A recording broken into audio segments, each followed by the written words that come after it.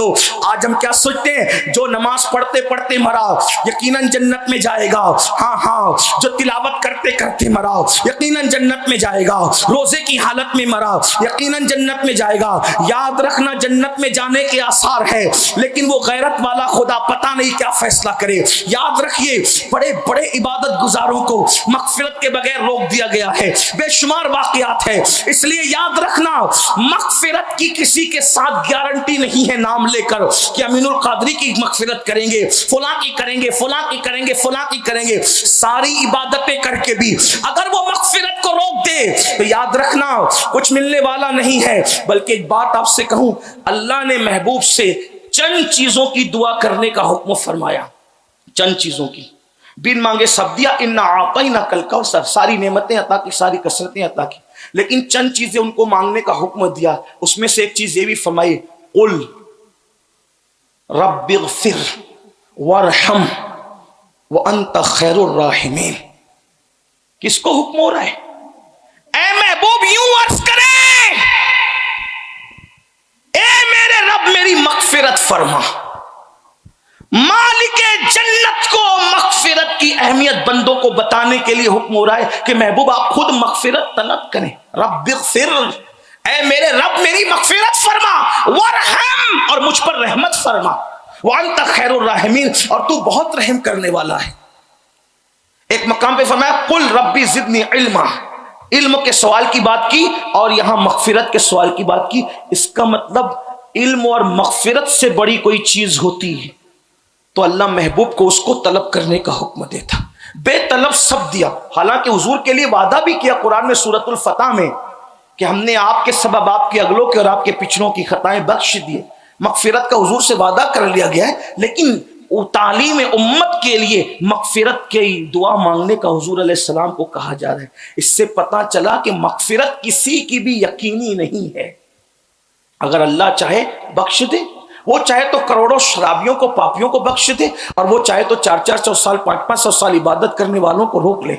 इसलिए जब तक दोनों पैर जन्नत में ना पहुंच जाएं, उस वक्त तक बेफिक्र होकर अपने आप को जन्नती समझने की जरूरत नहीं है। उम्मीद भी की जाए और खौफ भी की जाए। मजमऊ ज़वाइद में एक रिवायत लिखी हुई है, अल्लाह के रसूल अलैहिस्सलाम फरमाते हैं, जो अपने आप को कतई और यकीनी जन्नती समझे, मैं मोहम्मद ऐलान करता हूं कि वो जहन्नमी है। क्योंकि ईमान खौफ और रिजा के दरमियानी कैफियत का नाम है। लोग आज जन्नत के बारे में पता नहीं क्या सोचते, बल्कि आज तो जन्नत की तौहीन की जाती है। अरे ये जन्नत लेकर हम क्या करेंगे? मैं कहता हूँ खुदा करे जन्नत मिल जाए तो बेड़ा पार हो जाए। हुजूर अलैहिस्सलाम ने खुद जन्नत की दुआ फरमाई है, बार बार दुआ की। रमजानुल मुबारक में सहाबा को ताकीद फरमाई कि जन्नत का सवाल करो। याद रखिए मेरे आका सल्लल्लाहु अलैहि वसल्लम के दीवानों, एक वो बुजुर्ग 70 साल तक के रोजे रखे, इबादतें की, मरने के बाद, मौत के बाद ख्वाब में देखा, कहा अभी तक मगफिरत नहीं हुई। कहा हज़रत मगफिरत नहीं हुई? कहा एक गुनाह हो गया था। एक गुनाह? कहा आपसे गुनाह? हाँ, क्या गुनाह? फरमाया मैं अपने आंगन में बैठा था और बारिश का मौसम नहीं था और अचानक बारिश शुरू हुई तो मेरी जबान से निकल गया, उफ ये बेवक्त की बारिश।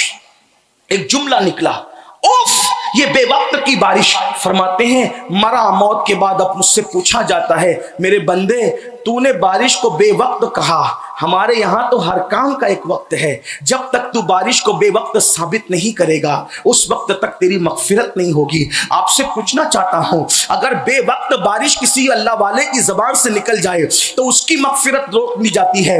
मुसलमानों जरा तसव्वुर करना, अपनी माँ और बहनों से भी पूछता हूं, हम क्या क्या बोलते हैं दिन भर में, इसकी गीबत, उसकी गीबत, उसकी चुगली, उसकी बुराई, उसकी इज्जत पे हमला, उसकी आबरू पे हमला। जबान से क्या कर रहे हो? ये भी गुनाह कबीरा है। याद रखना उम्मत की अक्सरियत या तो जबान की वजह से जहन्नम में जाएगी या तो आंखों की बेरारवी की वजह से जहन्नम में जाएगी। अपनी जबान पे कंट्रोल करो, अपनी निगाहों पे कंट्रोल करो। अल्लाह अकबर। तो किसी गुनाह को छोटा समझकर ना करो और किसी नेकी को छोटी समझकर छोड़ मत दो, इसलिए कि कभी ऐसा भी हुआ बहुत छोटी नेकी किसी ने की और अल्लाह ने उसी के सदके में बख्श दिया। बल्कि यहां पर एक बात अर्ज कर दी जाए ताकि गुफ्तगू समझने में आसानी हो। हुज्जतुल इस्लाम इमाम गजाली रहमतुल्लाहि ताला अलैह बड़े सूफिया में से है, अपने दौर में 500 किताबें लिखी, बड़े अजीम थे, नेक थे, मुत्तकी थे, परहेजगार थे। आज भी उनकी किताबों में वो तासीर है कि मज़ामीन बयान कर दो तो लोगों के दिल पर चोट करते उनके बयान करदा मज़ामीन। जब उनका इंतकाल हुआ, अल्लाह अकबर, इंतकाल हुआ तो इंतकाल के बाद क्या हुआ? अल्लाह अकबर, अल्लाह अकबर। किसी ने सवाल किया कि है इमाम गजाली, अल्लाह ने आपके साथ क्या किया? फरमाया बेटा सारी इबादतें तो दर्जे बुलंद कर गई, सारी किताबें लिखना तो दर्जे बुलंद कर गई, सारी नेकियां तो दर्जे बुलंद कर गई, मगफिरत उस बात पर हुई जिसकी तवक्को न थी। एक बहुत छोटी सी नेकी की वजह से मगफिरत हुई। कहा वो कैसे? कहा कि एक दिन मैं किताब लिख रहा था, किताब लिखते लिखते मेरे कागज पर अल्लाह अकबर एक चूटी आई जिसके मुंह में दाना था और वो दाना लेकर के चल रही थी। मैंने सोचा गजाली उठा कलम और दबा दे इस चूटी को, तो मैंने कलम उठाया चूटी को दबाने के लिए, लेकिन फौरन ख्याल आया गजाली एक नन्ही सी चूटी को मारकर तुझे मिलना क्या है, एक कमजोर सी चूटी को मारकर तुझे मिलना क्या है, ये अल्लाह की मखलूक है। मैंने सोचा चलो नहीं मारते, फूंक देते हैं। जैसे ही फूंकना चाहा तो दिल में ख्याल आया कितनी मेहनतों के बाद ये चूटी के मुंह में दाना आया होगा, कितनी मेहनतों से इसने ढूंढा होगा। तू फूंक देगा, चूटी अलग जाएगी, दाना अलग जाएगा। एक मखलूक खुदा के मुंह से दाना छीनने का वबाल अपने सर न लो गजाली। मैंने ना फूका ना कलम उठा करके उसको मारा, कलम रख दिया, इंतजार करने लगा। चूटी गुजरती रही, गुजरती रही, गुजरती रही, हत्ता कि चूटी गुजर गई। उतने देर तक मैं अपने काम में मसरूफ न रहा और वो चूटी को मैंने गुजरने दिया। बस इतना ही था, मेरे अल्लाह की बारगाह में पहुंचा तो रब ने फरमाया गजाली मेरी मखलूक कमजोर थी और तूने रहम किया।